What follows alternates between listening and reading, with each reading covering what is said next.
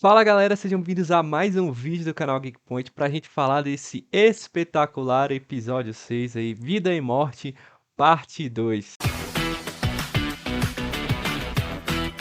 O símbolo da Casa El significa esperança. Eu sou o cirurgião.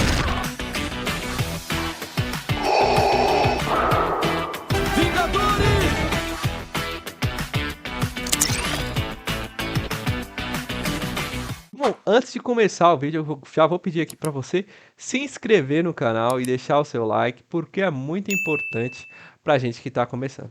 Bom, pra gente não se perder e pra eu fazer os meus argumentos finais lá pro fim do vídeo, a gente vai começar com um resumo aqui. Eu vou separar ele em duas partes, tá? Primeiro eu vou falar da história do arco ali do Professor Xavier e depois do arco da Tempestade. Bom, vamos lá. É apresentado pra gente o Império Shi'ar ali nesse episódio, né? E o que que tá acontecendo ali no Império Shi'ar pra contextualizar pra vocês antes de começar o resumo do que foi apresentado no episódio. Bom, o Império Shi'ar, eles são descendentes, são a raça alienígena descendente dos pássaros, né? Você pode ver que alguns deles sabem voar, inclusive com asas ali semelhantes aos pássaros. E toda sua pelagem ali, seus cabelos, não são cabelos de verdade, são penas de pássaros, né? Então isso é interessante, é legal de ver.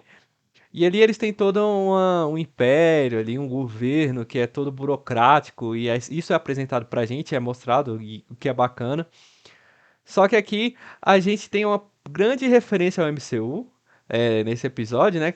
Como no episódio passado a gente teve a grande referência com a fala da vampira, nesse episódio a gente tem aí Ronan aparecendo aí, o nosso querido governante ali, Kree, o comandante Kree, um general. E inclusive a Inteligência Suprema, que é inimiga ali da Capitã Marvel, né? No Capitã Marvel 1. A gente tem essas situações aí sendo apresentadas pra gente. E ali a irmã de Liandra ali, a Rapina, lutando contra os Kree ali, como uma grande guerra Kree versus os Shi'as tá acontecendo. E os Shi'as estão ganhando, né? Isso é apresentado pra gente.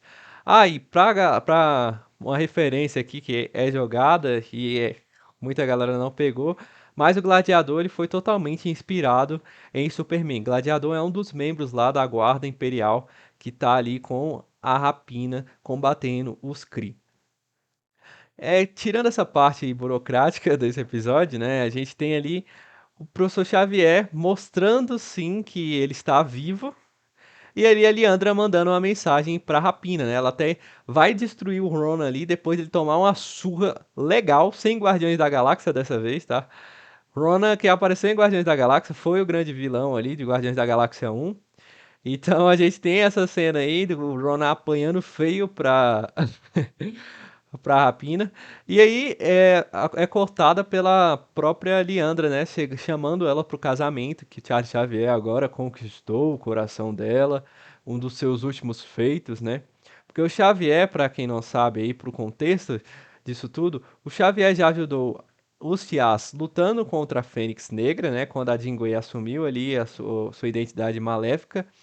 E contra o próprio Dequem, que era o irmão de Liandra, era um imperador ali de Shi'ar, e ele era um cara que queria dominar toda a galáxia, era um homem mau, vamos dizer assim.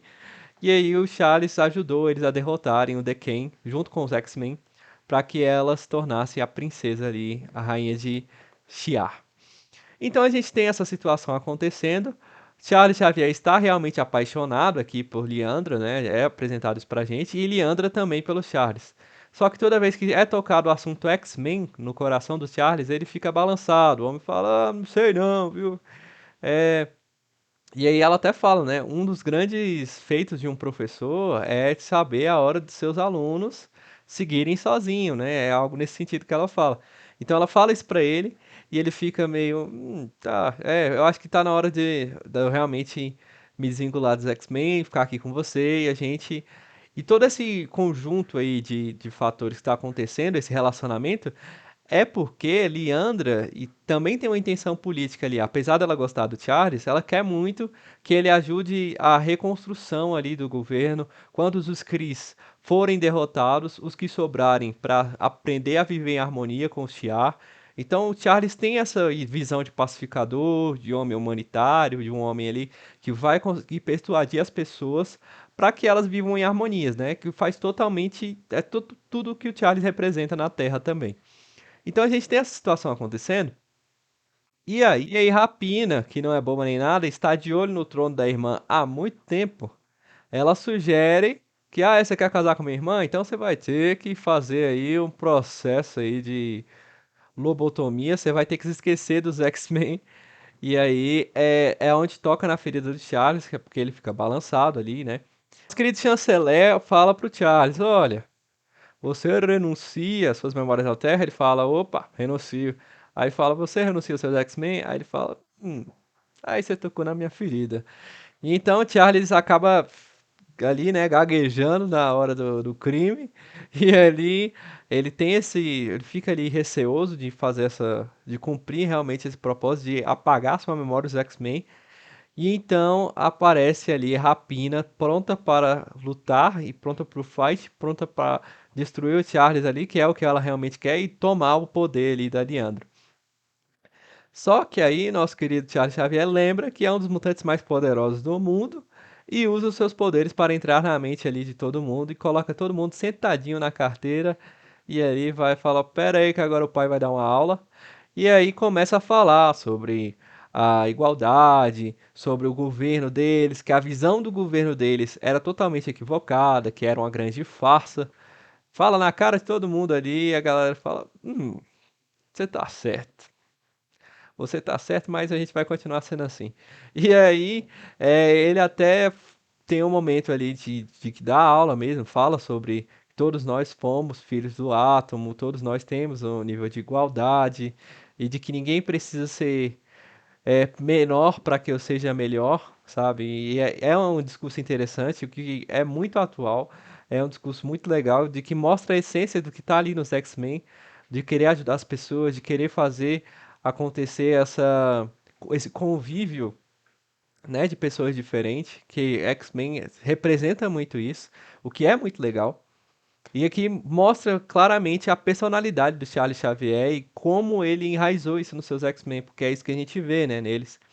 E aqui é ele falando realmente o que ele pensa. E é muito legal a animação trazer isso pra gente. Essa visão de realmente o que tá na mente e no coração do Charles Xavier, porque é muito legal, porque é uma pessoa boa, é alguém que a gente gosta e é alguém que sempre fez o bem. Então aqui a gente está mostrando o motivo dele sempre fazer o bem, os pensamentos que tá ali por trás de tudo isso, né? Por trás da raiz dos X-Men. E aqui a gente tem isso exposto, que é muito legal e é muito bem feito, tá? É incrível como eles fazem isso. Ele dando uma aula ali para aquela galera que só quer o poder, só quer dominar. E aí ele fala: olha, o modelo de governo de vocês é uma farsa. Vocês fingem que ajudam as pessoas, só que na verdade vocês só ajudam se elas se propuserem a seguir os seus comandos e tudo mais. E ali ele vai dar todo o contexto ali. Até que chega um momento que tem um colapso da sua mente. O planeta começa a girar ali na sala, né? Aquele globo. E então começa a pegar fogo e ele vê a visão de exércitos em ossos, milhares de ossos ali. E vê o Gambit também, nosso falecido Gambit. Ah, cara, infelizmente. É verdade, ele tá morto. E aí, ele vê o Gambit e fala, não, o que aconteceu, né? E aqui é incrível o que eles fazem porque é tirado dos quadrinhos, tá? Essa fala do professor Xavier, por icônica que seja, ela é uma cópia do que foi escrito. E aqui eu acho que essa série é exemplar em tudo isso, como manter a fidelidade dos personagens, como manter a essência deles, sem fazer eles comprarem briga política, mostrar realmente a essência do que é os X-Men no quadrinho, o que é fantástico, cara. Pra mim é realmente é fantástico o que eles estão fazendo. E essa cena do professor Xavier descobrindo que alguns X-Men foram mortos em Genosha e muitos mutantes morreram, é muito legal e é muito massa o peso que eles dão pra isso. E inclusive a fala do professor Xavier é idêntica aos quadrinhos. Eu vou até colocar aqui o trecho do quadrinho que ele fala isso, né? Eles estavam fazendo amor, estavam tomando vinho, eles estavam dançando. E aí, só que nos quadrinhos, como a gente falou no episódio passado, quem fez isso foi tudo a Cassandra Webb, né? Inclusive o arco do Shiaz ali tá todo envolvido com a Cassandra Webb também. Mas, como aparentemente ela não vai estar na temporada, aparentemente realmente quem tá envolvido em tudo é o Sinistro, a gente vai deixar isso aí pro capítulo final. No final do vídeo eu tenho uma teoria aqui que tá me deixando com a pulga atrás da orelha e eu quero ver se vocês concordam. E assim é fechado o arco do Charles Xavier no episódio, né? Como eu falei, a gente vai resumir aqui em dois momentos. Charles Xavier, dois arcos, né? Charles Xavier e Tempestade. E agora vamos pro arco da Tempestade no episódio. Bom, continuando de fato ali, Vida e Morte, parte 2.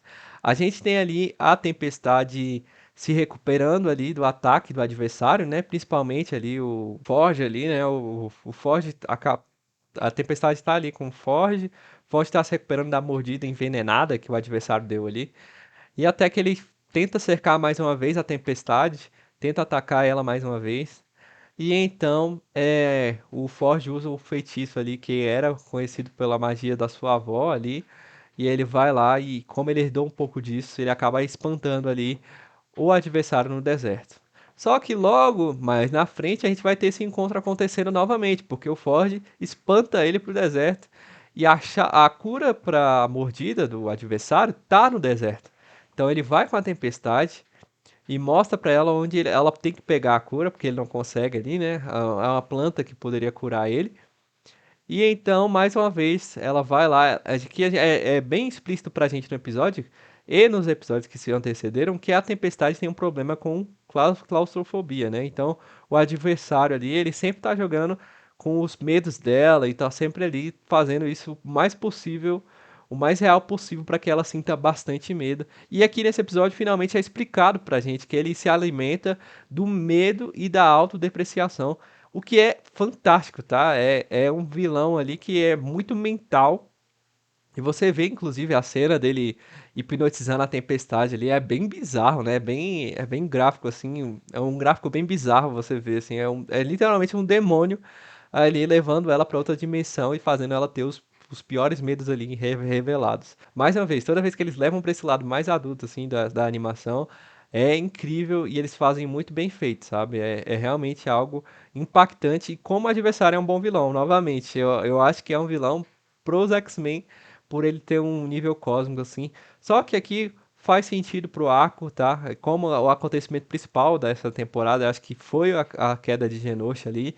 Então eu acho que faz sentido eles não estenderem muito para esse lado desse vilão, apesar dele ser um vilão extremamente, um potencial extremamente aí, gigantesco. Para mim é um vilão sensacional. E aí, a gente tem ali a Tempestade finalmente entendendo que aquele vilão ali, que aquele, o adversário, era algo mais mental dela, ela que alimentava ele, sendo que ele alimentava do poder, do medo e da autodepreciação dela mesma. E aí ela percebe que, na verdade, ela sempre teve os poderes ali. E então ela recupera os poderes, acabando afastando ali o adversário de uma forma sensacional. Inclusive, esse é o trecho que tem mais uma referência aí ao Superman, nesse caso aqui, a Homem de Aço de Zack Snyder, tá? O visionário aqui sendo mais uma vez lembrado. Então a Tempestade volta ali a ter os seus poderes, com o seu cabelão branco, com o seu uniforme clássico e com o voo do Homem de Aço ali do Superman. A referência é claríssima ali, totalmente inspirada em Homem de Aço, que é incrível, tá? Esse voo dela é sensacional, assim como o Homem de Aço é, né? Então a gente tem esse fechamento desses arcos aí, a Tempestade volta ao poder, e aí quando eles estão lá já se recuperando, passando ali a cura no Forge, eles até sugerem para que ela vá para uma ilha com ele, né, o cabo safado, e aí ela liga a TV e vê a notícia de Genosha e fica devastada ali. E é incrível novamente eles recebendo o impacto que tem essa notícia para eles é realmente muito bem representado, sabe? E é muito legal de ver. Então, no próximo episódio aí, a gente já deve ter a união deles, Professor Xavier voltando, a Tempestade voltando. Então, a gente vai ter os X-Men totalmente unidos novamente. O que vai ser incrível. Mas vamos lá, algumas teorias e possíveis vislumbres do futuro aí para os X-Men 97. O que, que eu achei desse episódio, tá? Mais uma vez, eu achei esse episódio incrível a construção. Eu acho que o que eles fazem com o Professor Xavier aqui é genial. É, a forma como eles representam a personalidade dele é realmente tudo que a essência do personagem representa. a volta dos poderes da Tempestade, eles fazem de maneira épica. Então eles têm aquela coisa de mais conceito e mais ação, mais visual. Então todo o episódio tá tendo isso, sabe? O que é incrível, sabe? É literalmente a nossa novela da semana e eles fazem de uma forma com que todos que assistam ficam satisfeitos. Eu acho que isso aqui tá sendo sensacional. E então, meus amigos, a gente tem aí uma possível teoria que eu estava pensando aqui. Se o professor Xavier estava o tempo todo falando dos X-Men e estava o tempo todo falando que estava com saudade, queria passar lá, queria dar uma passadinha, uma visitada no Instituto Xavier, por que que ele mandou um atestado de óbito? Quem forjou isso, sabe? Se realmente foi ele que enviou ou se foi o Magneto envolvido com o Sinistro, porque o Magneto para mim ainda não é fluxo e cheiro, tá? Inclusive, e na animação Wolverine e os X-Men, quem faz o ataque de Genosha é o Magneto, tá? Então o Magneto faz isso para que os mutantes fiquem com raiva dos humanos e comece uma grande guerra aí, mutante versus humano. O que tá sempre ali na mente do Magneto, né? Essa rivalidade com os humanos. Então a gente tem aí um possível envolvimento do Magneto com esse rolê todo aí de Genosha, com esse rolê todo do ataque ali. Eu acho que é bem possível, tá? Ou até mesmo o Sinistro mesmo que burlou tudo isso. Que até esqueci de fazer isso no resumo. O Sinistro é revelado como grande culpado aqui do acontecimento de Genosha. Mostra assim o Thrash correndo ali, fugindo dele, fala: "Não, me mata logo pelo que você fez em Genosha". O Thrash ele tá arrependido, apesar de odiar os mutantes, ele acha que aquilo ali passou do limite. Passou do limite até pro Thrash, né? Então ali aparece o Sinistro falando: "Relaxa, confia em mim que aquilo ali foi só o começo, olha só. Vai ter mais destruição e mais morte pros mutantes". Então a gente vai ver isso aí caminhando pro fim agora, né? A gente tem mais um episódio. é, Aí acho que vai ser mais a volta de todos, ou vai ser um prelúdio ali do Cable, porque o nome do episódio é Olhos Brilhantes, né? Então pode sim se relacionar ao Cable, pode ser relacionado ao Scott, então pode ser adicionado até o adversário, que tem os olhos ali. Então a gente tá meio perdido sobre o que vai ser o próximo episódio. Eu não tenho muitas teorias. Pode ser que o Capitão América apareça no próximo episódio, né? Até porque a gente falou disso no vídeo passado, que já apareceu no teaser. Então a gente fica aí cheio de teorias e dúvidas. Esse episódio trouxe mais dúvidas do que respostas, né? Apesar de mostrar o professor Xavier vivo, o que é uma notícia muito boa. Finalmente o homem tá voltando. E ali é, a gente tem a questão do Magneto estar envolvido ou não. A gente tem a questão do que o Sinistro está planejando, enfim. Mas a notícia boa do episódio é essa: o professor Xavier está de volta. A gente vai ter ele aí com os X-Men e Tempestade também. Então a gente vai ter os X-Men, os originais ali, todos unidos, exceto nosso queridíssimo Gambit, que foi com Deus. Mas é isso, galera. Esse foi o vídeo de hoje. Não esquece de se inscrever no canal se você é novo por aqui, deixar o seu like e comentar aqui o que você acha. Magneto está envolvido nesse rolê todo ou não? Quem você acha? Qual é o plano do Sinistro? Qual a próxima adaptação aí que eles vão fazer das HQs na animação? Valeu, galera. Até o próximo vídeo. Falou. Até mais.